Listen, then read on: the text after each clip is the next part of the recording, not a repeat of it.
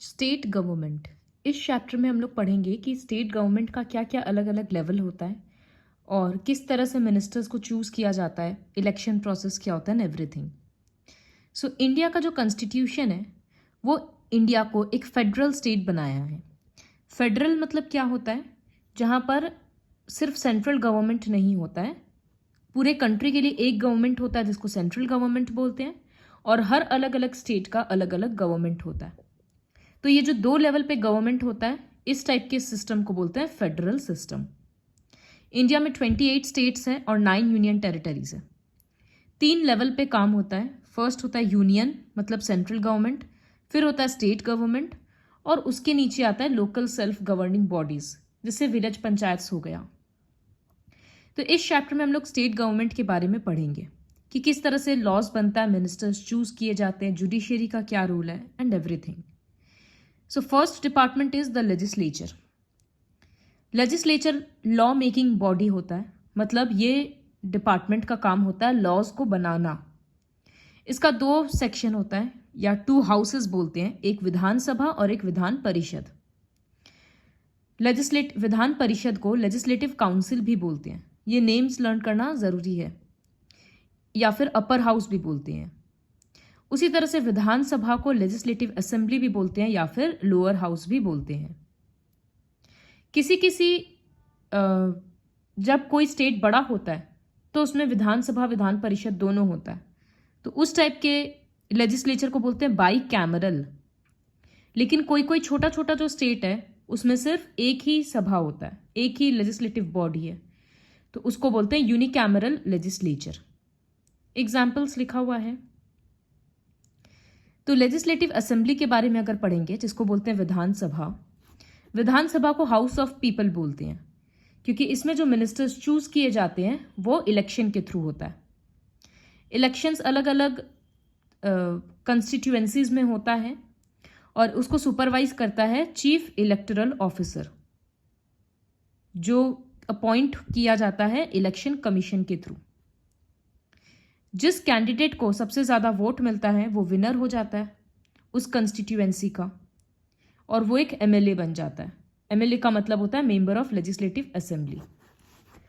तो अगर बहुत सिंप्लीफाइड टर्म में समझाएंगे तो सपोज इस तरह से ये एक स्टेट है, स्टेट का बाउंड्री दिखाया। पॉपुलेशन के अकॉर्डिंग अलग अलग कंस्टिट्यूएंसीज में, सपोज इस तरह से ये जो है एक एक कंस्टिट्यूएंसी है, तो कितना कंस्टिट्यूएंसी हुआ? 1 2 3। तो इसका मतलब यहां से 11 कैंडिडेट्स खड़े होंगे, मतलब बहुत सारे कैंडिडेट्स खड़े हैं। सपोज 10th नंबर कंस्टिट्यूएंसी जो है, इसमें 6 कैंडिडेट है, 6 के बीच वोटिंग हुआ, इलेक्शन हुआ, जो जीता वो वहां का एमएलए बन गया, वो वहां का इलेक्टेड रूलर बन गया, और ऐसे बोलेंगे कि वो एमएलए बन गया। इस तरह से यहां से जो जीता वो एमएलए बन गया। तो हर एक कंस्टिट्यूएंसी से एक एक कैंडिडेट जीतता है और वो स्टेट का एमएलए बन जाता है, मेंबर ऑफ लेजिस्लेटिव असेंबली। कितना कंस्टिट्यूएंसी होता है वो स्टेट के ऊपर डिपेंड करता है। मोर और लेस सब सारे कंस्टिट्यूएंसी में पॉपुलेशन सेम होना चाहिए। अगर स्टेट बहुत बड़ा है तो उसमें बहुत सारा कंस्टिट्यूएंसीज होगा, तो किसी स्टेट में 50 एमएलए रहते हैं, किसी में 25, किसी में 35। वो डिपेंड करता है कि स्टेट का पॉपुलेशन कितना है। तो इस तरह से मेंबर ऑफ लेजिस्लेटिव एमएलए का सिलेक्शन होता है। यहां लिखा है there is an upper and lower limit for the number of seats in a legislative assembly. मतलब मिनिमम कितना सीट होना चाहिए एक स्टेट के लिए और मैक्सिमम कितना होना चाहिए वो रहता है फिक्स्ड, लेकिन एग्जैक्टली हर स्टेट का अलग अलग डेटा रहता है, क्योंकि हर स्टेट का पॉपुलेशन अलग है।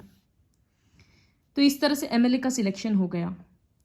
अब सपोज ये जो 11 एमएलए जीते हैं, सपोज इसमें से 5 एमएलए एक पार्टी एक्स का है, 4 एमएलए पार्टी वाई का है, और 2 एमएलए पार्टी जेड का है। तो कौन सा पार्टी जीता? ये वाला पार्टी। तो इस पार्टी का जो लीडर है वो चीफ मिनिस्टर बन जाएगा। ये रूल होता है। लेकिन सपोज अगर ऐसा हुआ कि जैसे इसको 4 मिला, इसको 3 मिला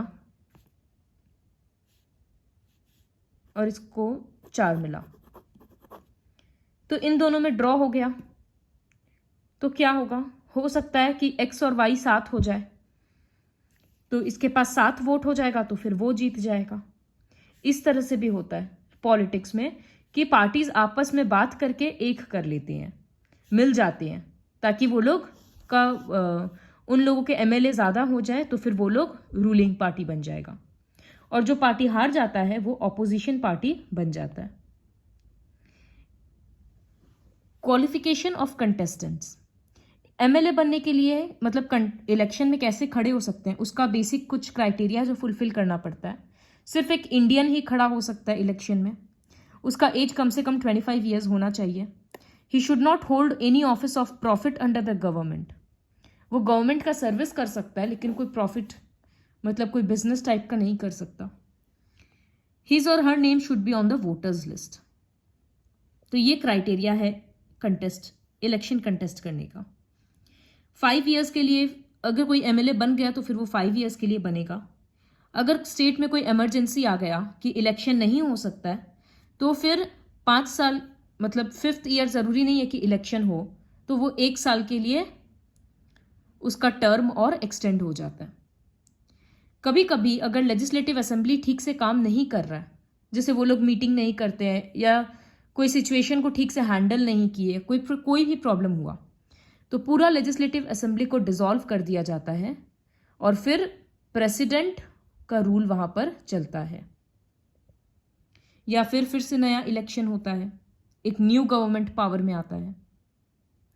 after the elections MLAs choose a speaker and a deputy speaker from amongst the members. वो लोग अपने में से एक स्पीकर और एक डेप्यूटी स्पीकर चूज करते हैं, क्योंकि जो भी मीटिंग्स होगा उसको प्रिसाइड करने के लिए, उसको कंडक्ट करने के लिए एक स्पीकर का जरूरत है, एक हेड का जरूरत है, तो वो स्पीकर का काम होता है। सेकेंड हाउस था लेजिस्लेटिव काउंसिल या फिर विधान परिषद। तो जैसे लेजिस्लेटिव असेंबली के लिए इलेक्शन के द्वारा मिनिस्टर्स चुने गए, विधान परिषद में ऐसा नहीं होता है, इसको अपर हाउस बोलते हैं। इस वजह से यहाँ पर कोई भी मेंबर 6 साल के लिए रहता है। तो विधान परिषद के मेंबर्स कैसे चूज होते हैं, तो ये जो एमएलए है ना, वही लोग चूज करते हैं कि कौन विधान परिषद का मेंबर बनेगा। फिर कोई अगर बहुत अच्छा स्कूल टीचर है या कोई ग्रेजुएट है या कोई एक्टिविस्ट है, पॉलिटिक्स में बहुत ज़्यादा इन्वॉल्व्ड है, या कोई उस स्टेट का बहुत बड़ा एक्टर है, बहुत बड़ा कोई साइंटिस्ट है, इस तरह से होता है अगर कोई रेप्यूटेड मेंबर उस स्टेट का या उस कंस्टिट्यूएंसी का, तो उसको भी मेंबर नॉमिनेट किया जा सकता है। तो इस तरह से विधान परिषद का चूजिंग होता है मेंबर्स का। तो ये जो स्टेट लेजिस्लेचर था, इसका काम क्या था, काम क्या है रादर, काम है सबसे पहला लॉज बनाना स्टेट के लिए। स्टेट किस किस चीज पे लॉ बना सकता है, वो टॉपिक्स क्लियरली डिवाइडेड है कॉन्स्टिट्यूशन के अंडर में। तो उन सब सब्जेक्ट्स के ऊपर या टॉपिक्स के ऊपर लॉज बनाता है legislature. The legislature makes the ministers accountable by putting them questions. The lower house of the legislature can dismiss the ministry by passing a no confidence motion against it. अगर कोई minister ठीक से काम नहीं कर रहा है, कोई ग्रुप काम नहीं कर रहा है और उनके अगेंस्ट नो कॉन्फिडेंस हो जाता है, तो इसका मतलब उसको रिजाइन करना पड़ता है अपना पोस्ट से। तो मिनिस्टर्स डर के फिर काम करते हैं। स्टेट का फाइनेंस के ऊपर कंट्रोल होता है कि स्टेट में कितना खर्चा किस चीज के ऊपर करना है, वो ये लोग कंट्रोल करते हैं। एनुअल बजट पास किया जाता है, टैक्स बढ़ाना है, कमाना है, क्या कैसे करना है, वो सब स्टेट लेजिस्लेचर डिसाइड करता है। तो काफी इंपॉर्टेंट टास्क है। सेकंड ऑर्गन है एग्जीक्यूटिव। तो स्टेट लेजिस्लेचर जो रूल्स बना चुका उसको पास भी करना होगा, वो काम होता है एग्जीक्यूटिव का। इसमें आता है गवर्नर, चीफ मिनिस्टर और चीफ मिनिस्टर का काउंसिल ऑफ मिनिस्टर्स। जिस तरह से नेशन का, कंट्री का हेड प्रेसिडेंट होता है, ठीक उसी तरह से एक स्टेट का हेड गवर्नर होता है। एडमिनिस्ट्रेशन पूरा उसके अंडर में, उसके नाम पर ही चलता है, लेकिन स्टेट का डेली का मैटर संभालने का काम होता है चीफ मिनिस्टर का और उसके काउंसिल ऑफ मिनिस्टर्स का। तो गवर्नर का क्या काम होता है? जो भी मेजॉरिटी पार्टी का लीडर, जो भी मेजॉरिटी पार्टी जीता है उसका लीडर चीफ मिनिस्टर बनेगा, तो उसका अपॉइंटमेंट लेटर गवर्नर साइन करता है।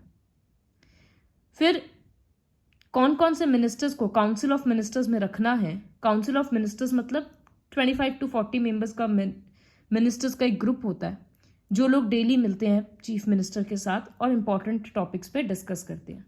क्योंकि सारे मिनिस्टर्स तो डेली मीट नहीं कर सकते हैं, इसलिए कुछ इंपॉर्टेंट लीडर्स का ग्रुप होता है, इंपॉर्टेंट मिनिस्टर्स का। तो कौन से मिनिस्टर्स को अपॉइंट करना है वो गवर्नर ही अपॉइंट करता है चीफ मिनिस्टर के एडवाइस के साथ। चीफ मिनिस्टर और काउंसिल ऑफ मिनिस्टर्स का काम होता है डेली का काम संभालना। इलेक्शन के बाद गवर्नर इनवाइट करता है जो भी पार्टी जीता है उसके लीडर को और उसको बनाता है चीफ मिनिस्टर। जो पार्टी हार गया वो ऑपोजिशन बन गया। कभी कभी ऐसा क्या होता है, सपोज एक पार्टी है ए, उसको 10 वोट मिला, पार्टी बी को 9 वोट मिला, पार्टी सी को 11 वोट मिला, तो ऐसा लगेगा कि पार्टी सी तो जीत गया। लेकिन कंडीशन ये है कि बिना 13 वोट्स के कोई भी गवर्नमेंट नहीं बना सकता है।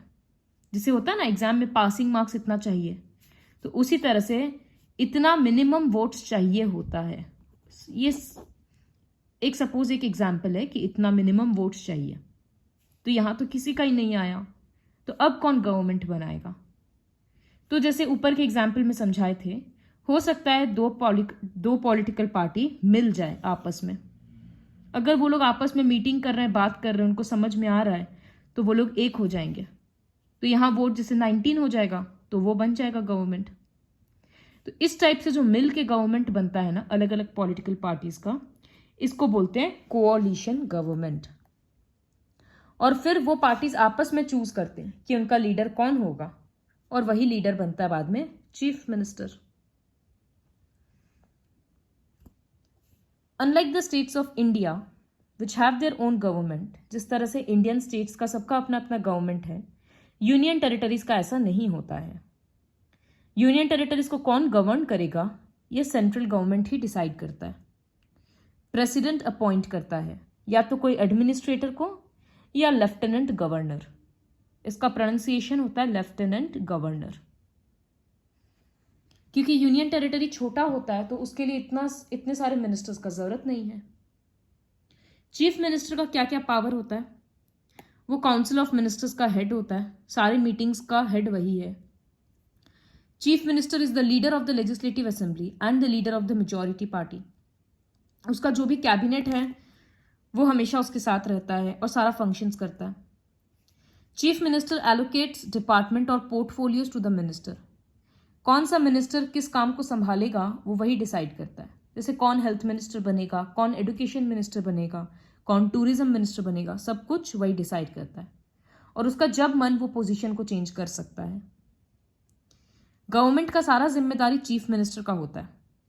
तो अगर गवर्नमेंट ठीक से काम नहीं कर रहा है, लोग भड़क गए, ऑपोजिशन पार्टी बोल रहा है कि नहीं रिजाइन करना पड़ेगा, रिजाइन करना पड़ेगा, तो चीफ मिनिस्टर को फिर रिजाइन करना पड़ता है। तो ये था एग्जीक्यूटिव का। How the government functions, state secretariat बोलते हैं।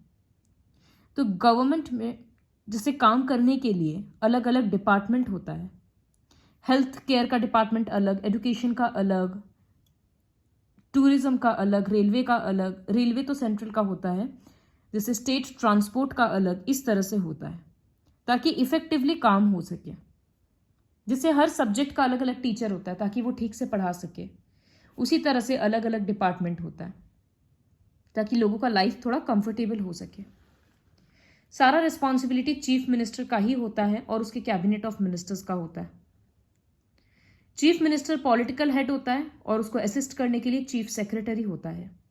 वो चीफ मिनिस्टर को हर चीज पे एडवाइस करता है कि किस तरह से कौन सा लॉ लोगों के फेवर में होगा, लॉ एंड ऑर्डर, ये सब चीज। The secretary and his or her department help the government to run the state. Secretary का भी अपना डिपार्टमेंट होता है। ये लोग generally IAS officers, IPS officers होते हैं, तो इन लोगों को लॉ का बहुत अच्छा नॉलेज रहता है। Each state has an advocate general. Her chief minister का एक लॉयर होता है, जो उसको लीगल मैटर्स के ऊपर सलाह देता है, उसको बोलते हैं एडवोकेट जनरल। उसके बाद लास्ट ऑर्गन है जुडिशियरी। तो स्टेट में अगर कोई लॉ को डिसओबे कर रहा है तो फिर कोर्ट में जाना पड़ता है, पुलिस और वो सब आता है जुडिशियरी के अंडर। तो स्टेट लेवल पे हाईएस्ट कोर्ट होता है हाई कोर्ट, उसके नीचे का कोर्ट होता है district and sessions court, provincial courts होता है, फिर न्याय पंचायत होता है। इन सब के बारे में थोड़ा थोड़ा पढ़ा हुआ है पहले भी। हाई कोर्ट स्टेट लेवल पे हाईएस्ट पे लेवल पे है, उसका हेड होता है चीफ जस्टिस, और भी बहुत सारे जजेस होते हैं। High court can issue writs, orders और directives to protect the fundamental rights of the citizens of the state.